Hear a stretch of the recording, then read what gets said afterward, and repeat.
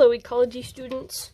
I know that the Coriolis effect is one of the more challenging concepts on this exam, and I remember I had a hard time wrapping my head around it when I was taking this class, so I wanted to make a video just in case that helps you. I'm not a professional YouTuber, but I'm going to try it out.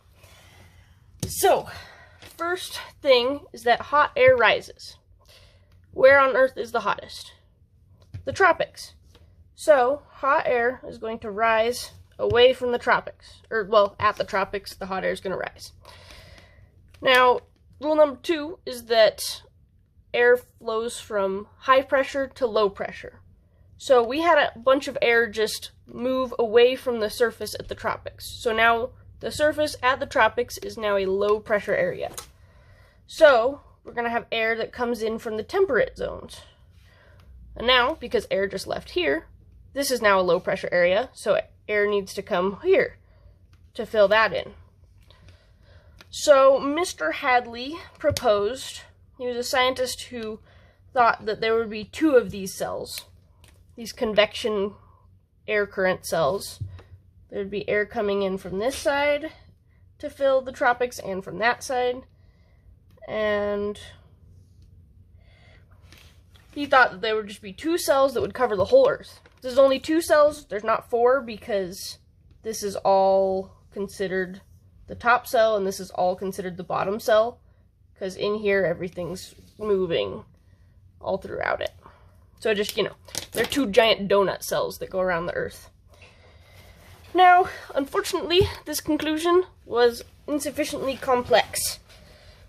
The hot air at the tropics isn't actually hot enough to get this thing to go all the way. It's like not a strong enough motor to keep that big of a thing going. So what actually happens is that hot air does indeed rise here. And then air comes and fills it from the temperate zones.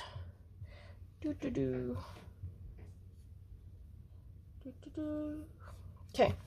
But it only makes it that far. So we've got another cell that is here.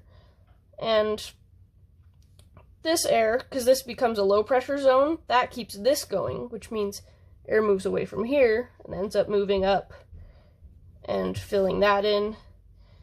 And then air from here moves this way, moves up. So just know that here, I'll make that look better.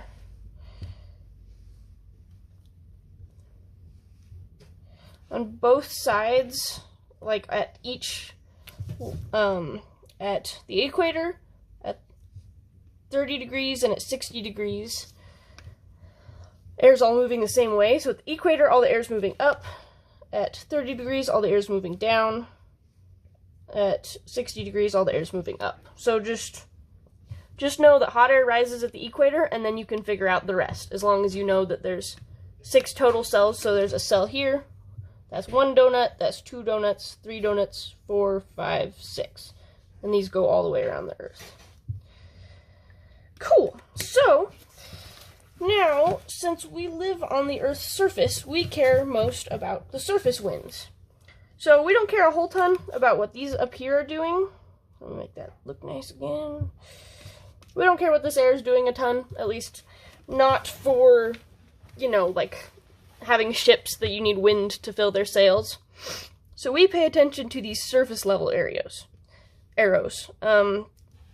So this tells us that in this chunk, in the southern hemisphere between 30 degrees and the equator, all the air should be going north, right? Ta-da! Now that's great, but we need to also factor in the Coriolis effect. One sec, I'm gonna sneeze. Okay.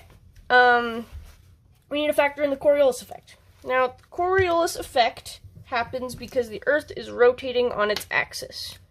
I have a nice little arrow here to show that it's rotating that way.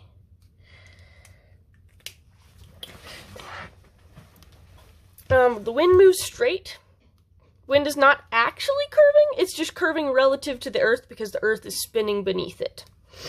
So, for example, if in this area, the air should go south, right? So it would go like this if the Earth wasn't spinning. But since the Earth is spinning, it goes like this. because the Earth is turning beneath it.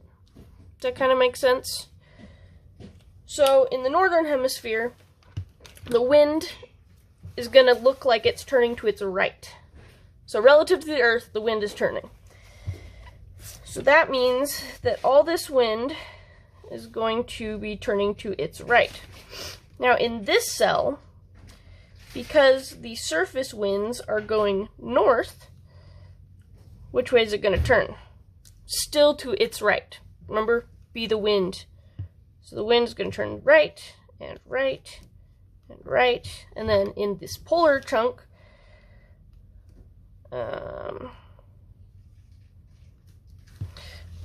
this wind comes down, so it's going south all around. So it's going to end up turning to its right as well. So there you have it. What this diagram ends up showing, and you know, if we can do the southern hemisphere too if we want, but you can figure that out. In the northern hemisphere, it turns to its right, and the southern hemisphere to its left. So to figure this out, all you need to know is that the equator is hot, hot air rises, and air moves from high pressure to low pressure.